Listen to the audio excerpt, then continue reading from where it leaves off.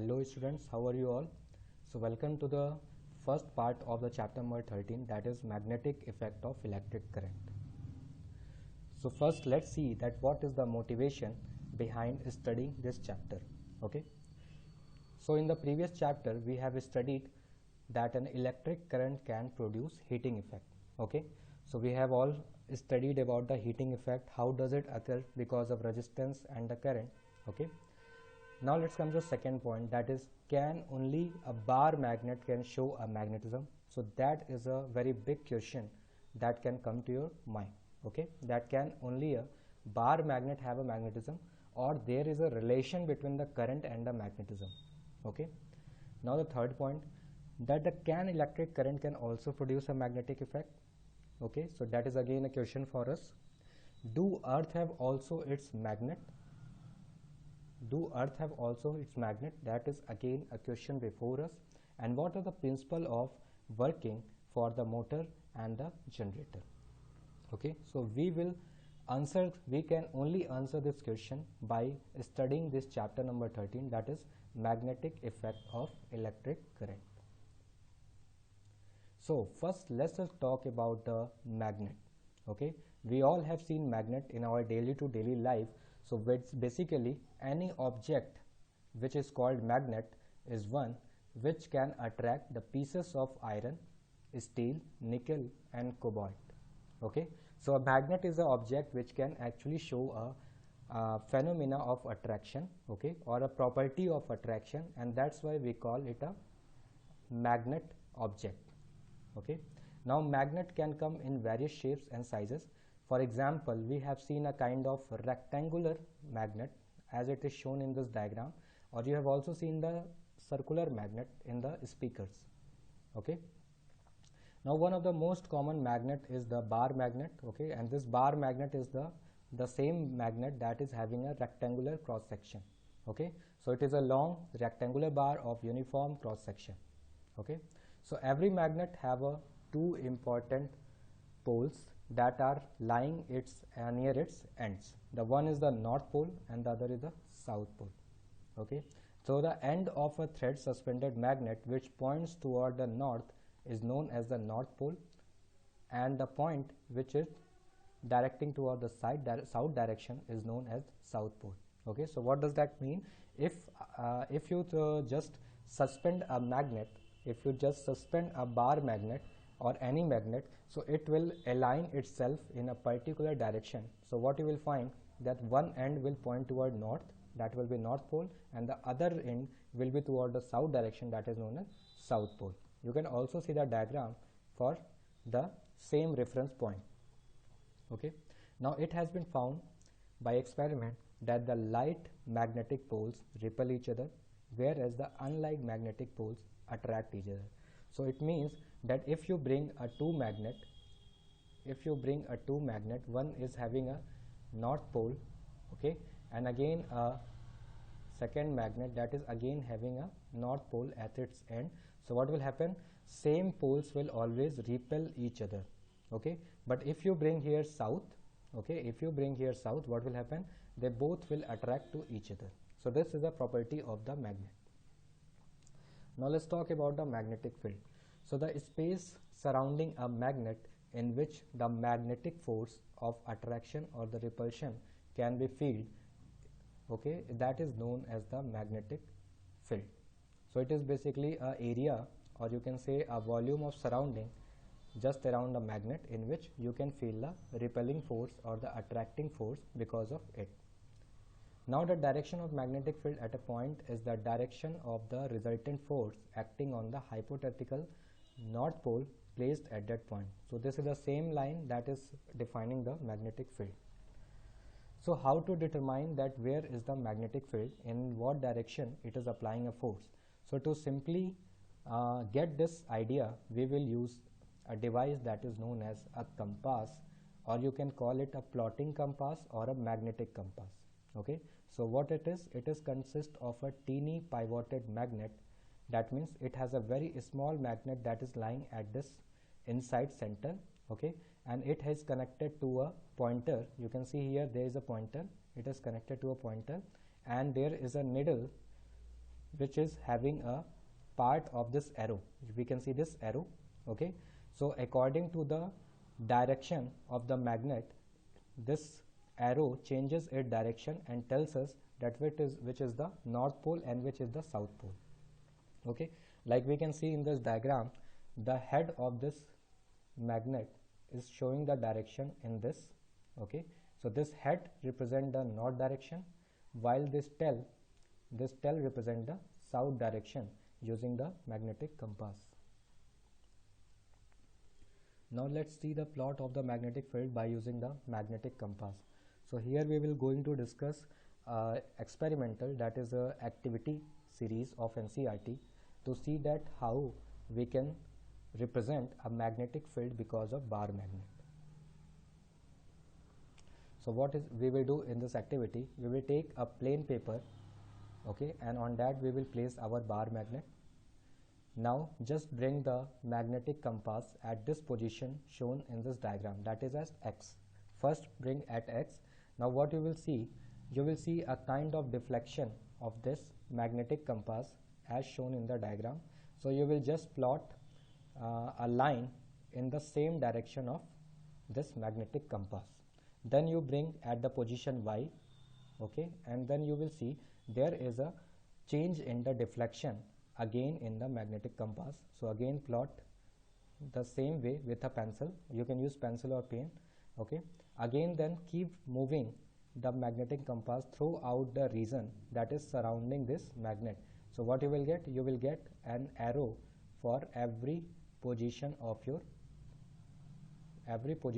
surrounding your bar magnet. Okay, so I am drawing this, that how you will get a line.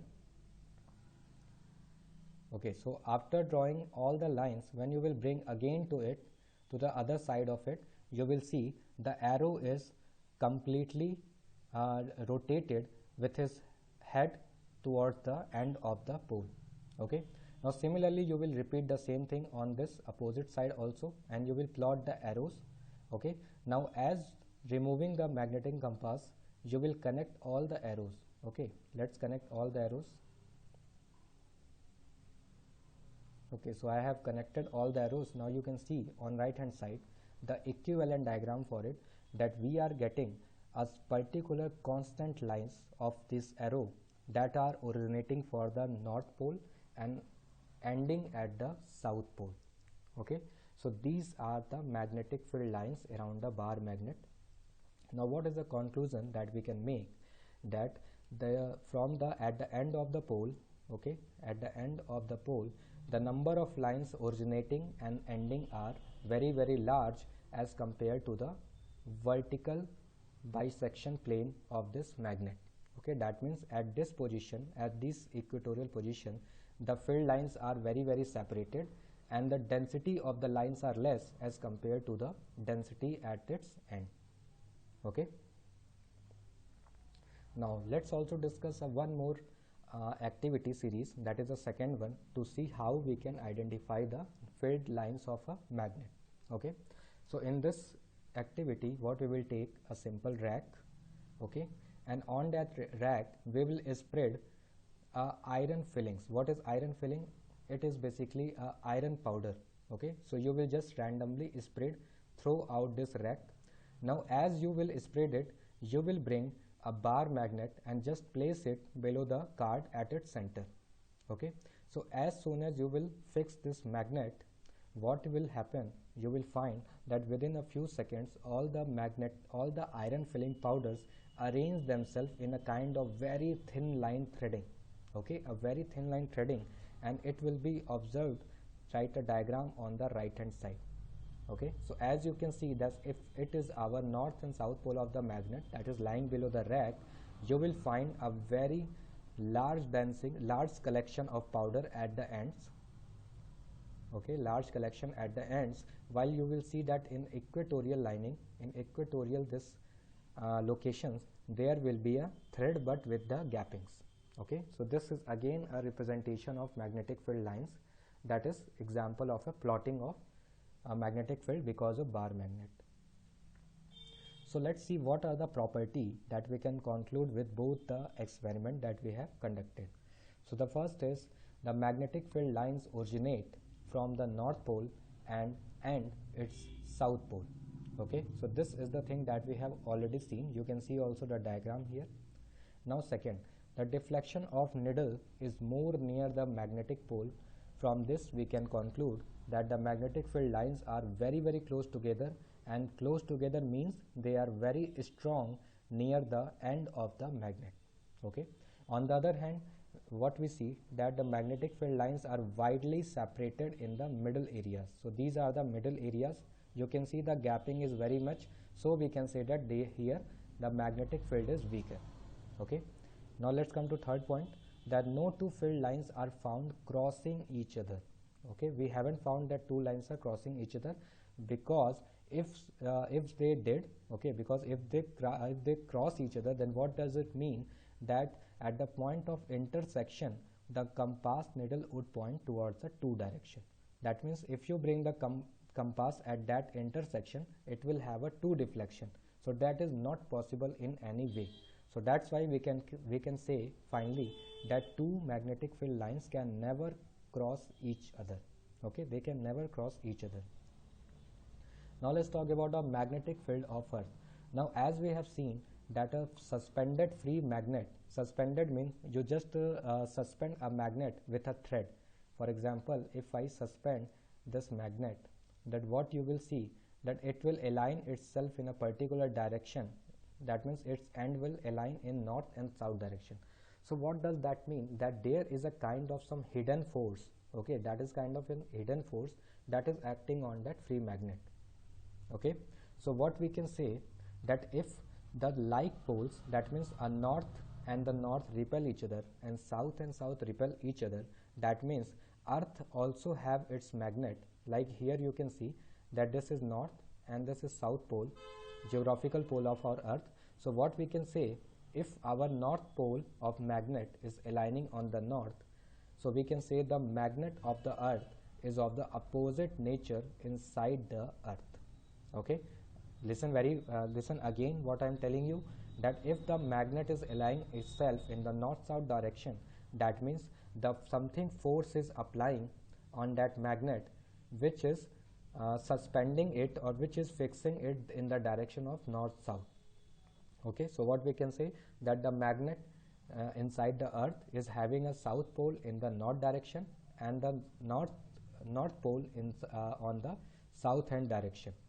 Okay, so the Earth magnetic field, or you can say Earth magnet, is opposite to what we feel on the Earth's surface. Okay, now the one question is there, that is the axis of our bar magnet is same as the geographical? That means geographical, this is our north south. So is the magnet orientation is same, or you can say parallel to it? So answer is no. Okay, so the axis of Earth magnetic field is inclined at an angle of about 15 degree with the geographical axis. Okay, so two conclusion we got from here. The one is the Earth magnetic field is opposite of the nature that we feel on the surface of Earth. Okay, and the second thing is that the Earth magnetic field axis is not same as the geographical axis, and that is having a angular difference of 15 degree. Okay, so in this part we will be at here only. Okay, and we will discuss the next after this part in the next chapter. So thank you all, and let's meet in the next lecture.